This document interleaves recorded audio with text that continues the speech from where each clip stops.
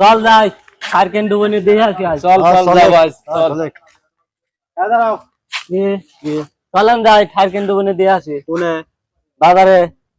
তোমরা মুসলমান ঘরের সন্তান, তোমার ঠাইগুন ডুবাইবে দেখতে যাওয়া লাগবে কি? সব গেছে গ্রামের ছাল পাল। সকলে গেছে, সকলে তার আমি দেখি যাই, তোমারে দেখলাম। তোমার আমি একজনকে একটা প্রশ্ন করবো, যদি উত্তর দিয়ে তোমরা যাইতে পারো তাহলে যাবে। কি রে কি কয়? এই তো দেখি কি প্রশ্ন করে। আশা করেন।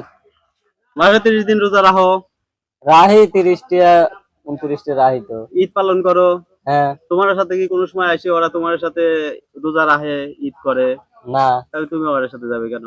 কি রে আবার করি তো ভাবি নেই আসলেও আচ্ছা তোমাকে একটা কথা কই, তোমার তো হ্যাঁ। দেহে দাড়ি মারি আছে, হুজুর হুজুর মনে হচ্ছে। তোমার যে ওয়াজ মাহফিল হয়, হ্যাঁ আজ পর্যন্ত দেখতে কোনো ওই হিন্দু ঘরের ছেলেরা এসে তোমার সাথে ওয়াজ মাহফিলে থাকছে, ওয়াজ শুনছে? আতস দেখিনি। আসলে ঠিক আসলেও আছে। ঠিক হচ্ছে। তাহলে যাবে কে? আচ্ছা তোমাকে একটা কথা কই, হ্যাঁ। প্রত্যেক বছর তোমরা কুরবানি দাও, হ্যাঁ। কুরবানির গোশত খাও। তোমার সাথে আজ পর্যন্ত ওরা এসে কুরবানি দিছে, কুরবানির গোশত খাইছে? না। তাহলে তোমরা ওগারে উৎসব ওগারে পুজো ঠাইকুন ডুবানি দেখতে যাবে কে? আমরা যাবো লয়, আমরা পুজো যাবো লয়। চাচা ঠিক হইছে আই যাই।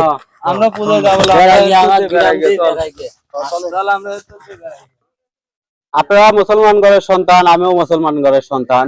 আপনারা কেউ পূজায় যাবেন না, এবং কি আরো 10 জনের মানা করেন যাতে কেউ পূজায় না যায়। আমরাও যাব না, আমরাও 10 জনের মানা করি। এইভাবে আমাদের মুসলিম ধর্মটা টিকে রাখতে হবে।